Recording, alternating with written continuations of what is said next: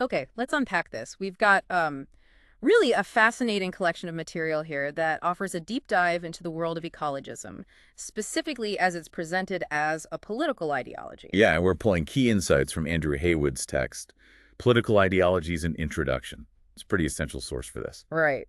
And the mission for this deep dive, as you asked us, is to really try and cut through the noise, you know? Exactly.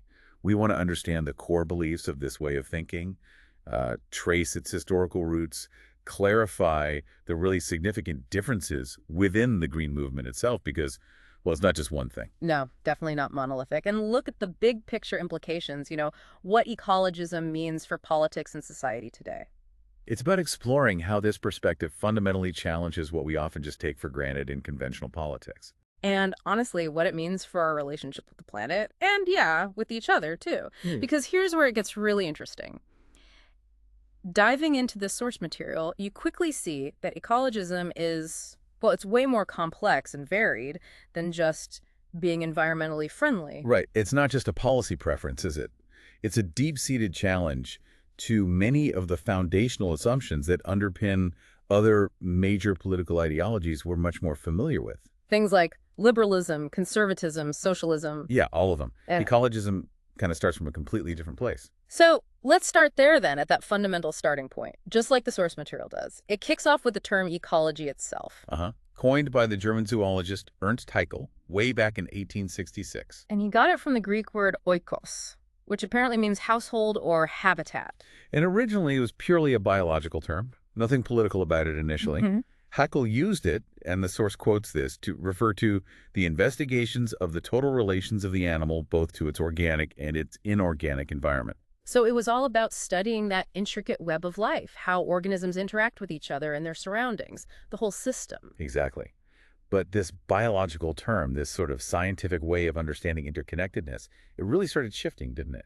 Became a political concept. Especially since the rise of the Green Movement, in the 1960s. And this is the crucial bit. The core belief of ecologism as a political ideology is this idea that nature is an interconnected whole. And not just humans. It explicitly includes non-humans, even the inanimate world, as part of this single complex system. That's the radical departure, isn't it? This holistic view directly challenges anthropocentric thinking. The human-centered thinking, yeah. Which is just so deeply embedded in most conventional ideologies. They tend to see nature primarily in relation to human needs, human interests. But ecologism flips that. It shifts the focus dramatically, gives priority to the broader interconnectedness and, well, the health of nature itself. And by doing that, it forces a fundamental rethink. It leads to entirely new ideas, not just about environmental policy, but About economics, about morality, about how we should structure our societies, even about what makes a good human life. It challenges assumptions right across the board. it's huge. And as the source makes clear right from the start, even within this belief system that prioritizes nature, there are different strains, different tendencies. It's not a single block of thought. No, this internal diversity is really important to grasp. And the distinction between shallow and deep ecology is probably the most famous example. That sets the stage for us to get into those nuances later. Absolutely. So for this deep dive, we're going to follow the path laid out in the material you provided. We'll start by tracing the origins, the historical development of ecological thought. Then move into the core themes that really define ecologism as a distinct ideology. Explore those different strains or sub-traditions, modernist, social, deep ecology in more detail. And finally, we'll look at the big challenges ecologism faces in, well, in our increasingly globalized world. It's quite a journey, but essential if we want to really get our heads around the full scope of this ideology based on the Haywood text. Okay, let's do it. Origins first. Right. So while the modern environmental movement, the protests, the Green parties really got going in the 60s and 70s, the Haywood text points out that some ecological ideas actually have much, much earlier roots. Yeah, it traces them back, maybe surprisingly, to ancient pagan religions, thinking about concepts like an earth mother, or seeing the natural world itself as alive, as sacred. And it also finds resonance in Eastern religions like Hinduism, Buddhism, Taoism. Uh-huh. Those philosophies often emphasize a profound sense of unity, don't they? Interconnectedness between all things, humans and nature included, which aligns pretty closely with that core holistic view of ecologism. But the source argues perhaps the most significant direct trigger point for the emergence of environmental concern was, well, It was industrialization itself. That was the major reaction point. You saw it emerging back in the 19th century, this visceral response to the pollution, the grime, the kind of alienation of factory counts. And it fostered this deep nostalgia, didn't it, for a sort of romanticized rural existence. Absolutely. Think about the authors and thinkers the source mentions.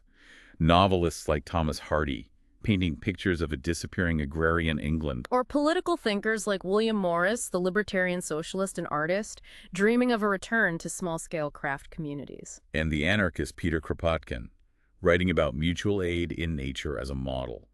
It was this powerful yearning for simplicity, community, and a perceived lost closeness to nature. Standing in stark contrast to the degradation people saw in urban and industrial life. And the source highlights how this reaction was particularly intense in places going through really rapid industrialization, like Germany in the 19th century. Yeah, and it's a fascinating historical side note. The text points out how this period created these powerful myths about the purity of peasant life, sparking a strong back-to-nature youth movement there. And it's important to understand, as the source is careful to note, that while this romantic pastoralism influenced certain strands of thought, some of these ideas about nature, place, and purity unfortunately got twisted. Horrifically so. Yeah. They surfaced in the 20th century within appalling right-wing doctrines, specifically mentioning the blood and soil ideas of the German Nazis. The text uses this as a historical example, showing how ideas about nature can be misused, but it's clearly distinguishing that from the values of the modern green movement. Absolutely.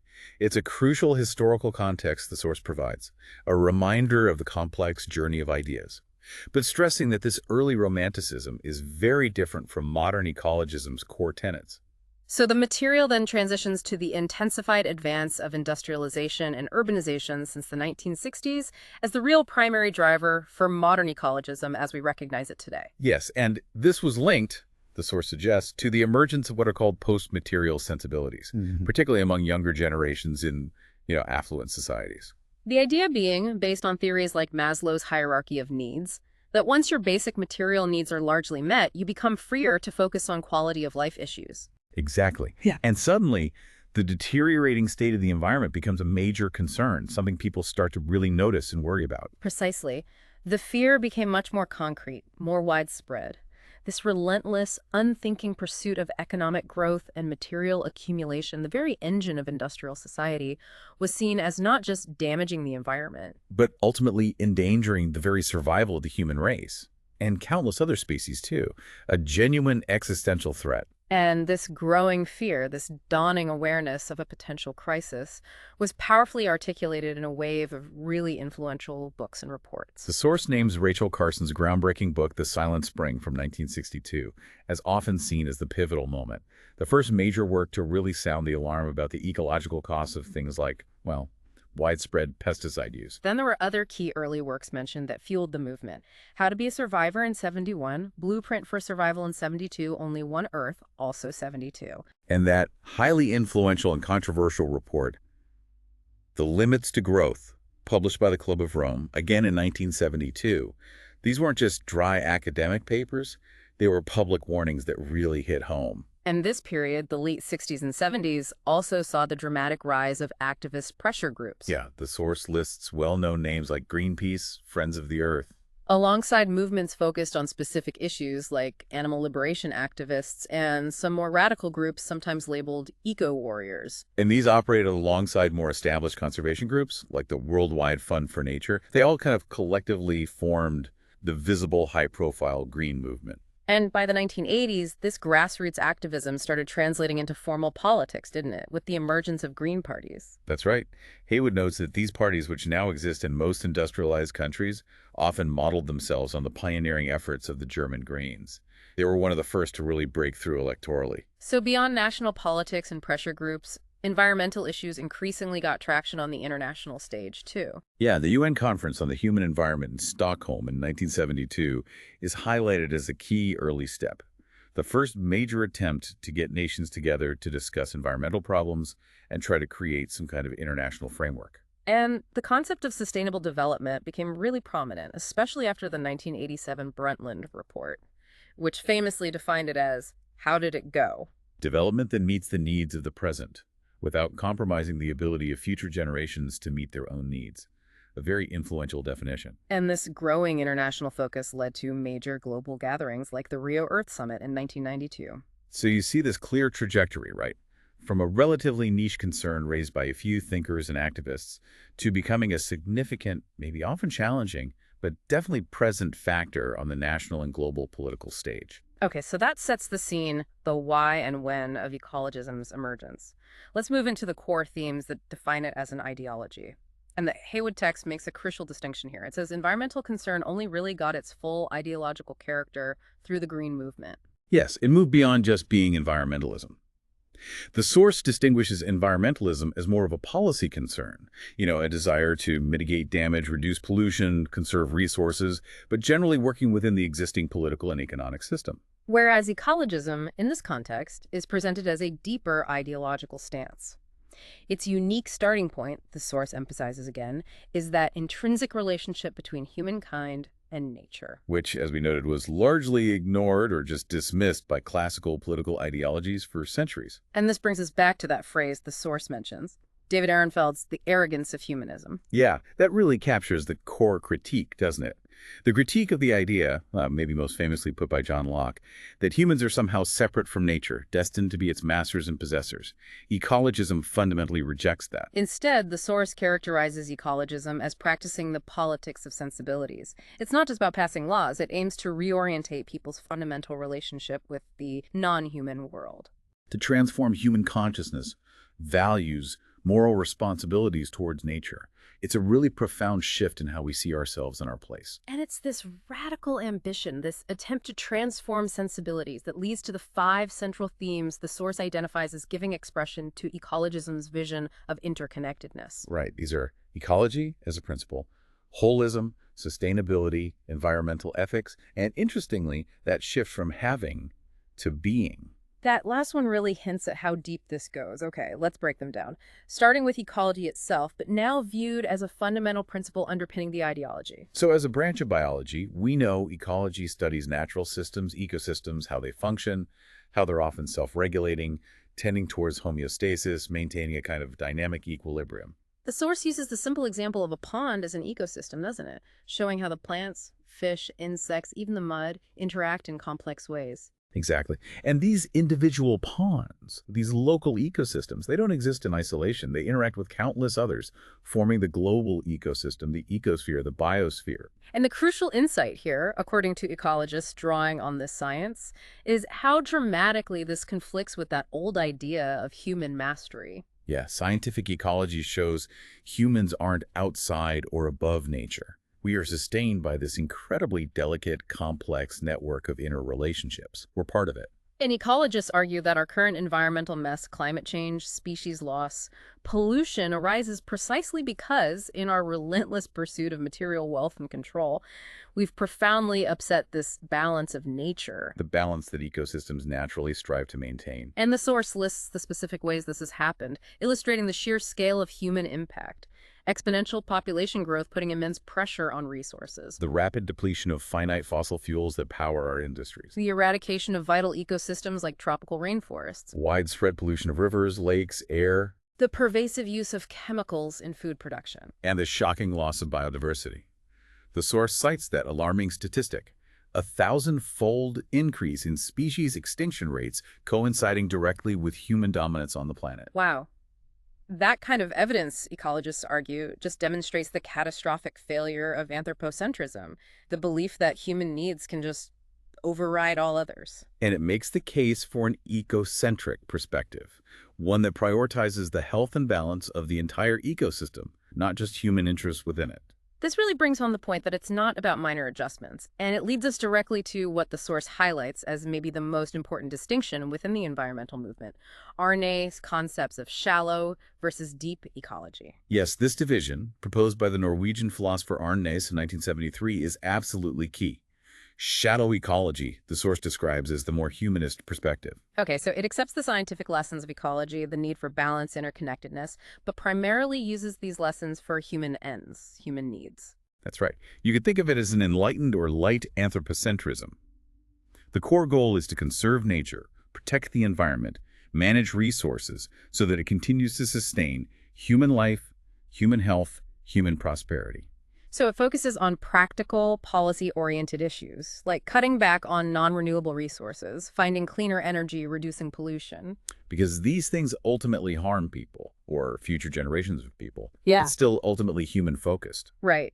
The source notes some see this as a weak form of ecologism, maybe even just advanced environmentalism, rather than a true shift in ideology. Exactly. Deep ecology, on the other hand, is presented as the strong ecologism. And this is where the really radical shift happens. Yes, deep ecology, according to the source, completely rejects any lingering belief in human superiority over nature.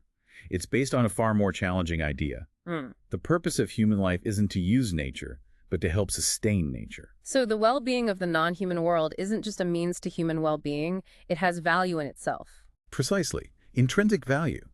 It's associated with powerful concepts like biocentric equality, the idea that all life have equal moral worth, valuing biological diversity as a good in itself, and advocating for decentralization of human society to live more harmoniously with local ecosystems. The source provides a really helpful summary table contrasting these two.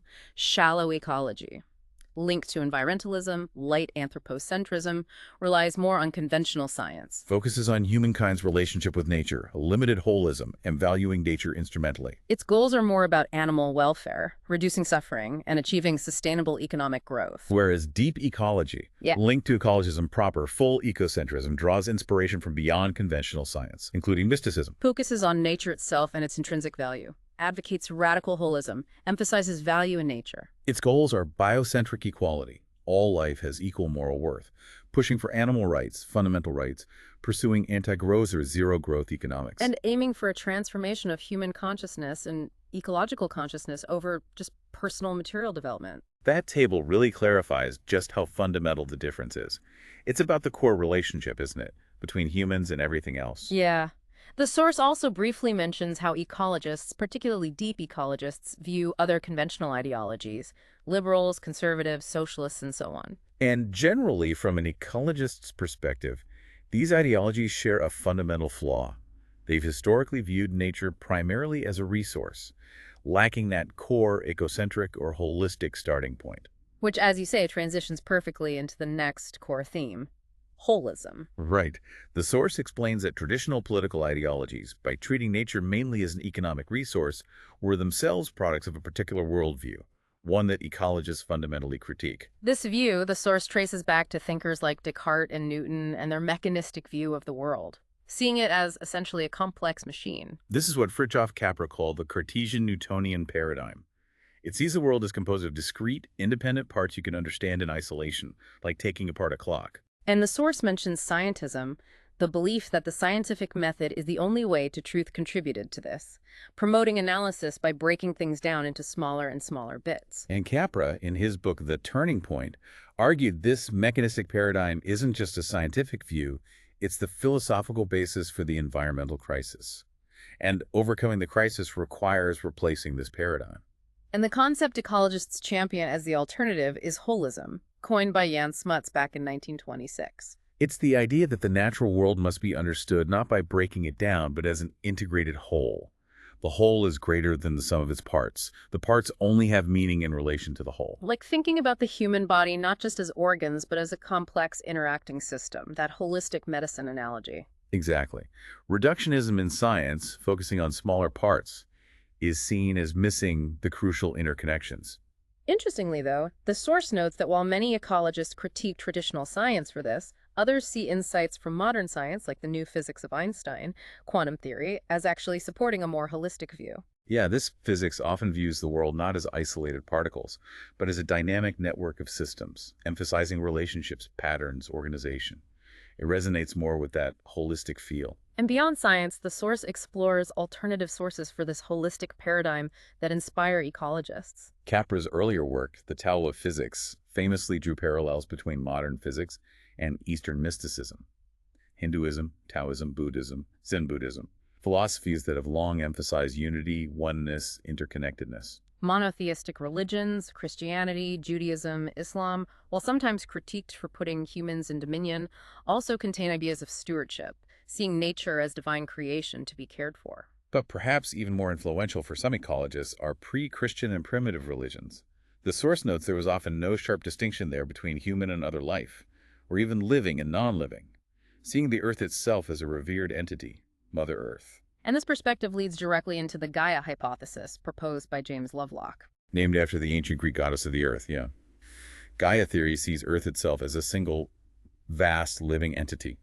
It suggests the complex interactions between the biosphere, atmosphere, oceans, soil constitute a self-regulating system, maintaining the conditions for life. Exhibiting homeostasis, exactly.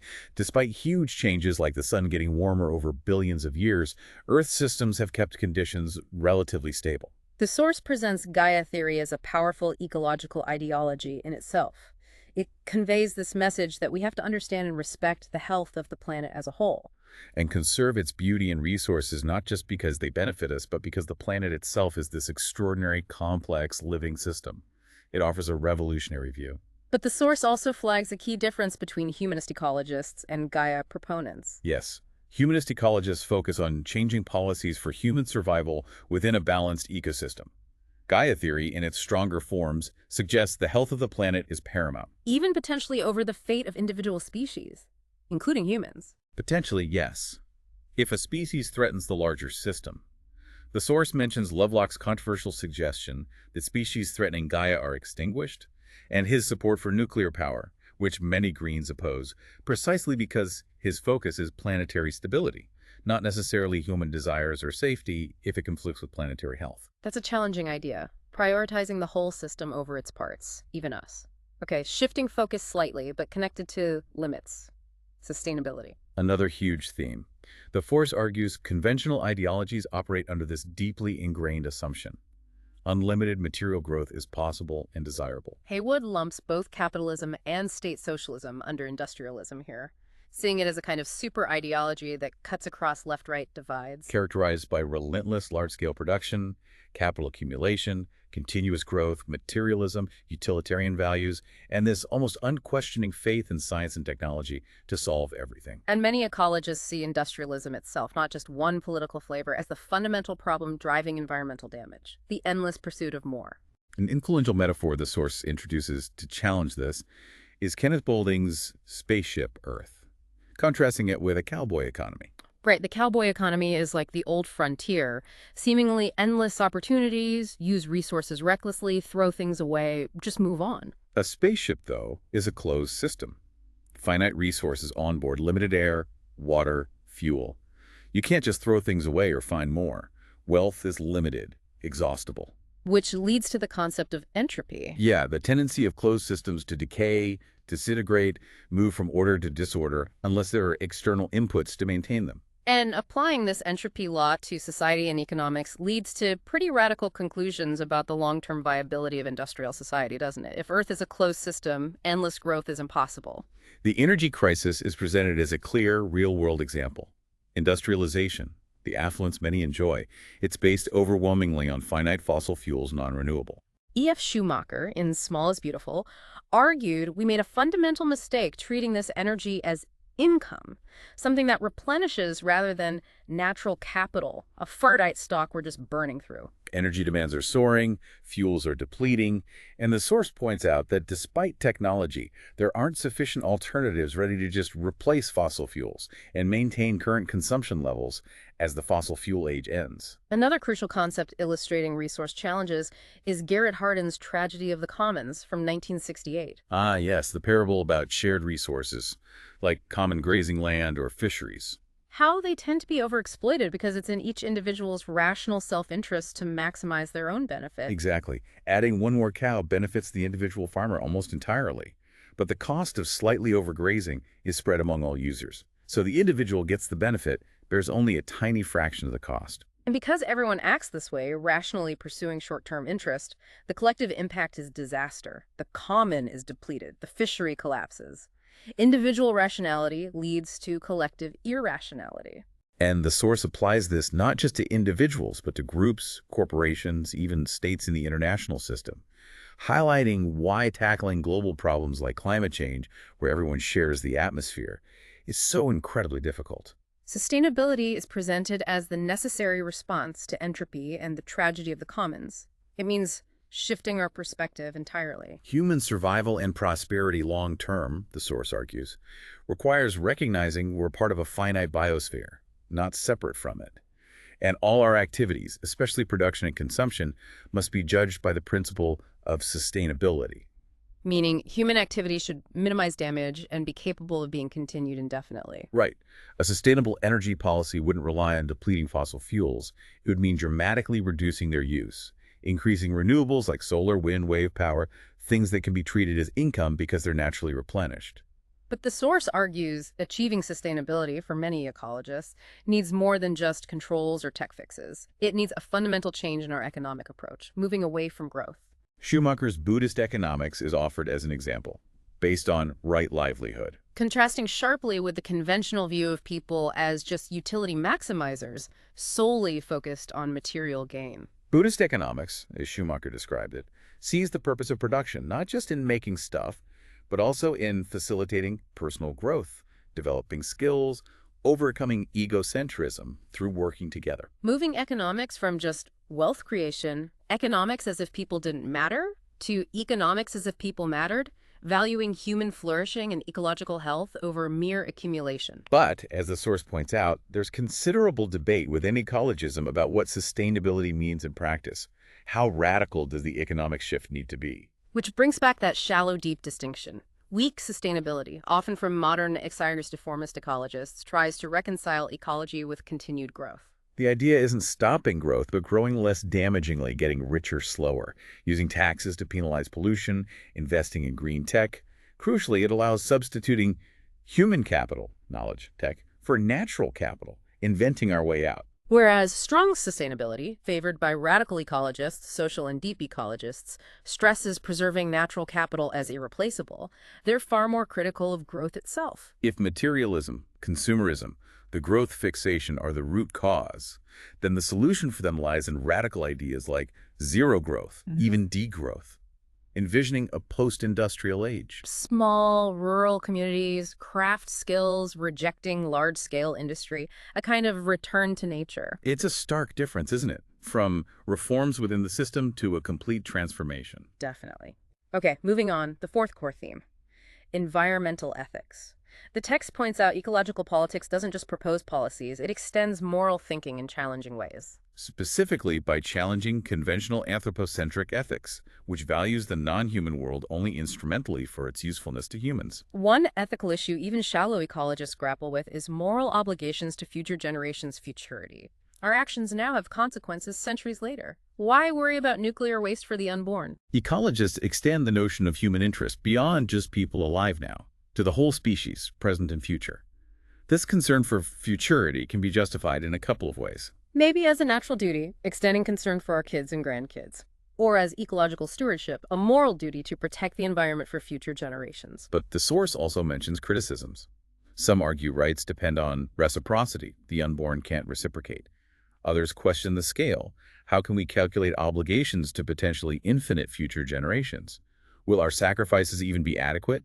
Or maybe unnecessary if they're much better off? An alternative, more radical approach is applying moral standards not just to future humans, but to other species' animal rights. Peter Singer's Animal Liberation from 1975 is key here. Singer argued for animal welfare based on the capacity of sentient beings, creatures that can feel pleasure and pain for suffering. Using utilitarianism, he condemned speciesism bias towards our own species, arguing that because animals want to avoid pain, causing them unnecessary suffering for trivial human ends is morally wrong. The source notes Singer's argument focuses on suffering, so it doesn't strictly apply to non-sentient life like trees. It also gives special consideration to more self-aware animals like apes, and controversially implies beings lacking that capacity, like fetuses or the severely mentally impaired, might warrant reduced moral consideration. Deep ecology, though, takes an even more radical ethical stance, beyond just avoiding suffering. It argues nature, the non-human world, has intrinsic value in itself, independent of its usefulness to humans or even its capacity to suffer. So environmental ethics isn't just about extending human values, it's about recognizing a different kind of value inherent in nature. Exactly. The source mentions Gooden's green theory of value. valuing things from natural processes, but notes even this retains some humanism value, stems from helping us see pattern or appreciate something larger. The truly distinctive deep ecology ethic is maybe Aldo Leopold's land ethic from 1949. The source quotes his maxim: "A thing is right when it tends to preserve the integrity, stability, and beauty of the biotic community. It is wrong when it tends otherwise." That shifts the moral focus from individuals to the health of the whole ecosystem. Tying into Arne Naess's biocentric equality, the principle that all organisms and entities have equal moral worth just by being part of nature. All species having an equal right to live and bloom, expressing nature's goodness, underpinning the value of biodiversity. And the source notes this radical ethical stance is rooted in an even deeper philosophical approach, a new metaphysics, achieving an ecological consciousness. An intersubjective model of selfhood, collapsing the distinction between self-father human nature, realizing the self isn't separate, but interconnected with the whole web of life. Deep ecology is radical in this metaphysical depth. This idea of a necessary shift in consciousness brings us to the fifth core theme, the critique of materialism and consumerism, framed by Erich Fromm as moving from having to being. Right. The source explains modern industrial society, especially under capitalism, equates happiness with consuming stuff, from having attitude. Your worth measured by what you own. Ecologists see this having focus as deficient in two main ways. First, psychologically, they argue it actually undermines well-being. Advertising creates constant desires, perpetual dissatisfaction, unending neediness. The source mentions happiness economics, suggesting more income brings little extra happiness beyond a certain point. Maybe $20,000 annual income is cited. The material gain treadmill doesn't deliver contentment. Second, and crucially for ecologism, materialism provides the cultural basis for environmental degradation. The consumer society prioritizes short-term economics over long-term ecology. Nature becomes just a commodity. So ecologism aligns strongly with post-materialism, the idea that affluent societies shift focus from economic survival to quality of life issues. It's fundamentally anti-consumerist. The source also links this to a perceived imbalance. Massive technical know-how, but little know-why wisdom. Schumacher's warning. Man is now too clever to survive without wisdom. Our technical power outstrips our ethical understanding.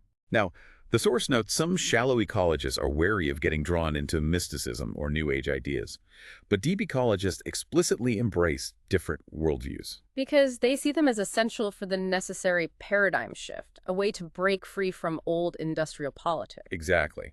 Their alternative model of well-being emphasizes quality of life, spiritual growth, community over material acquisition. This focus on being satisfaction from experience, sharing, personal growth is taken very seriously by eco-anarchists, eco-feminists, deep ecologists. The key feature of being, according to Fromm, is transcending the narrow self, the ego, recognizing that intrinsic link to all living things. Yes, the source mentions transpersonal ecology, Warwick Fox, exploring this, realizing things are, humans just part of a single reality.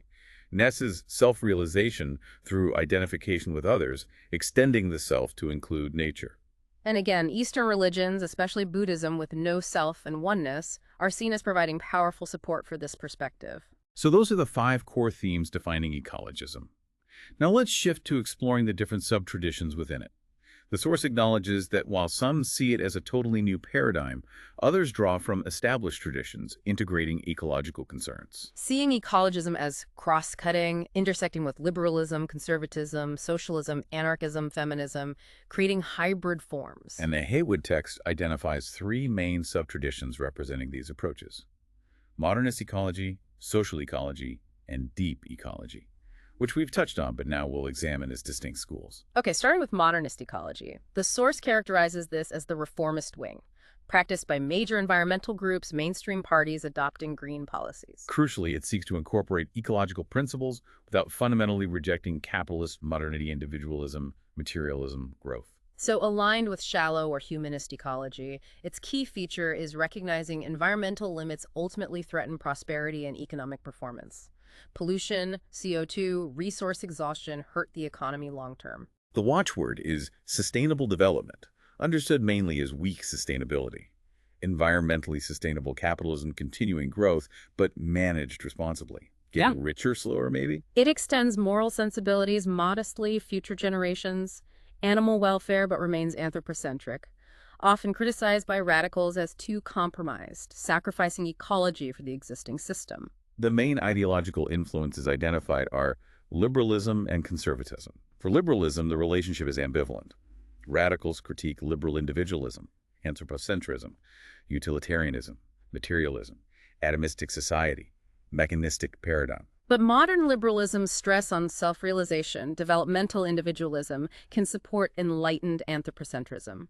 If human fulfillment includes appreciating nature, then protecting it is in our enlightened self-interest. The text cites John Stuart Mill critiquing industrialization's soul-crushing aspects, defending a steady-state economy for human fulfillment, as an early example. Conservatism shows sympathy on two grounds. First, eco-conservatism. Romantic attachment to rural life, reacting against industrialization, conserving heritage natural, architectural, social, linking nature conservation to defending traditional values. Second, conservatives often advocate market-based solutions, green capitalism, using the market for environmental goals, carbon taxes, emissions trading, like Kyoto. The theory being the market, driven by ecologically aware consumers, incentivizes environmentally sound goods via demand. Consumer sovereignty. And the argument that long-term corporate profitability requires sustainable development. Capitalism has no interest in destroying the planet. Though there are internal debates within modernist ecology, state regulation versus unregulated markets, treating pollution as just an externality solvable by government tweaks. Okay, moving to the second subtradition, social ecology. Originally coined by Murray Bookchin for applying ecological principles to social organization, anarchist communist ecosystem. The source uses a broader definition here, arguing environmental degradation is intrinsically linked to existing social structures, hierarchies, power imbalances. Solving it requires radical social change. This broader definition covers three distinct traditions linking social and ecological problems: eco-socialism, eco-anarchism, and ecofeminism. Let's start with eco-socialism. The socialist strand, prominent in the German Greens, for example, draws on figures like William Morris, pastoral socialism, craft communities. Usually associated more with Marxism, thinkers like Rudolf Barrow argued capitalism is the root cause. Its relentless profit search inherently despoils nature. The argument: private property encourages dominion over nature. The market commodifies nature, exchange value. Capitalism breeds materialism, driving relentless growth. Green capitalism is seen as a contradiction. So, genuine environmental improvement requires radical social change, maybe revolution, to abolish or tame capitalism. Core theme: capitalism enemy, socialism friend. But the source points out the red versus green tension. Should ecologists work within socialism? Socialism itself, often historically pro-production, slow to adopt radical green policies potentially limiting growth. German Greens initially neither left nor right. And while common ownership might allow wealth use for long-term human ecological interest, ownership change alone doesn't solve it. State socialism had huge environmental problems: Soviet Union, Aral Sea, Chernobyl. Next, eco-anarchism. Anarchism's claim to sensitivity. Kropotkin. Bookchin's social ecology saw correspondence between anarchism and ecology. Ecological balance mirrors social stability. Stateless society, harmony from mutual respect, valuing diversity like ecosystems. Nature as model. Harmony develops spontaneously, no external authority needed. Anarchist rejection of government parallels ecologist warnings about human rule over nature. Anarchist community likened to ecosystem, diversity, balance, harmony. Advocates decentralized societies, communes, villages, a vision many deep ecologists share. Life close to nature, self-sufficiency, diverse local economies, agriculture, crafts, small industry. Dependence fosters understanding of ecological relationships. Bookchin. Decentralization, more intelligent and more loving use of the environment. This influenced the Green Movement. Decentralization, participatory democracy, direct action. Caveat: anarchism seldom accepted as a means. Government often seen as needed for collective action. Weakening government might free the very forces causing the blight. Finally, ecofeminism, a major philosophical school. Basic theme: ecological destruction originates in patriarchy, nature threatened by men and male power. One view, androgynous. Patriarchy distorts men's instincts, divorces them from nurturing private world. Sexual division of labor inclines men to subordinate women in nature. Masters. A form of social ecology. Another view, essentialism. Fundamental differences between women and men. Mary Daly, Gynecology. Women liberate by aligning with female nature. Intrinsic link women nature resonates with ancient myths, Mother Earth, Gaia. Modern ecofeminists highlight biology, childbearing, suckling. Women can't live separate from natural rhythms. structures their orientation towards female values, Yeah. reciprocity, cooperation, nurturing, soft ecological. Nature is resource abhorrent because nature operates in through women. Fulfillment from acting with nature. Overthrow patriarchy, new relationship, ecocentrism. Contrasting men culture versus women nature. Men, creatures of culture, synthetic man-made, intellect, intuition, materialism, spirituality, mechanical, holistic, competition, hierarchy. Women, creatures of nature. Implication. Patriarchy establishes culture, nature subdued, exploited. Ecological destruction plus gender inequality, same process. Cultured men rule, natural women world. Okay, that covers modernist and social ecology. Now let's return to the third major subtradition, deep ecology, examining it more fully. Coined by Nace, deep, because it asks fundamental why-how questions about human impact, probing deep cultural philosophical roots, not just surface symptoms. Core belief reiterated. Ecology and anthropocentrism, even enlightened, are irreconcilable. Anthropocentrism is an offense. Leads to profound moral political implications. Nature, source of moral goodness, has intrinsic inherent value, not just instrumental. Ethical framework. Leopold's land ethic. Preserve integrity, stability, and beauty of the biotic community. Focus on whole system health. Biocentric equality, nice Edley. All organisms' entities equal moral worth, equal right to live and bloom, biodiversity benefits. Rooted in deeper philosophical approach, new metaphysics, ecological consciousness, intersubjective selfhood, collapsing self-other, human nature distinction, radical metaphysical depth. Analysis of degradation. Cultural intellectual roots, not just policy systems. Problem is mechanistic worldviews since 17th C West, spread globally. Dominant paradigm is dualistic, self-other, human nature, etc., allowing nature to seem inert resource. Nothing less than paradigm change needed. Deep ecologists seek this in modern physics, Eastern mysticism, primitive religion, all offering radical holism, whole parts non-dualistic, basis for ecocentrism. Beyond philosophy, deep ecology associated with wider goals. Preserve nature wild and free, repository of wisdom morality.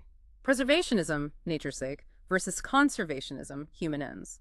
Wilderness ethic, linked to Thoreau. Spiritual truth, self-reliance in nature. Population control. Emphasis on exponential rise, substantial decrease needed for non-human flourishing. Mentions controversial suggestions. Rejecting aid, reducing birth rates, particle developing world, stopping immigration.